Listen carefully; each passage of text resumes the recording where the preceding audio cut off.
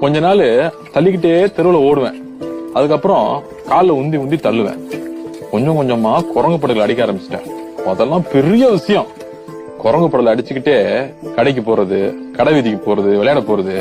வார கணக்கா குரங்கு படல அடிச்சுட்டே இருக்கிறத பார்த்து எங்க தெருவுல ஒருத்தர் மேல உட்காந்து ஓட்ட சொல்லி கொடுக்குறேன்னாரு. எனக்கு பயம், ஏறவே மாட்டேன்ட்டேன். நான் புடிச்சுக்கிறேன்டா விழமாட்டடான்னு சொல்லிட்டு தள்ளி விட்டாரு. சரி அவரு புடிச்சிருக்காருங்கிற தைரியத்துல கொஞ்சம் தூரம் ஓட்டிட்டேன். என்னடா கூட வந்த சத்தியத்தைய காணோம்னு திரும்பி பாக்குறேன். ஆள காணோம். அவர் அங்கேயே நின்னுட்டாரு போல. ஆடி போச்சு. சின்ன கை வேறையா, பிரேக் பிடிக்க முடியல. காலை ஊனியா நின்றுலான்னு பாக்குறேன், எட்டல.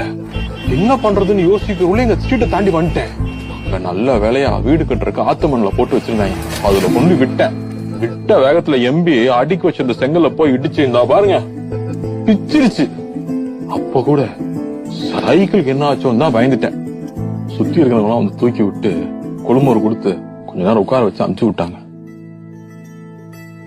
ஆனா அன்னைக்கு சைக்கிள் ஓட்ட கத்துக்கிட்டேன் தான்.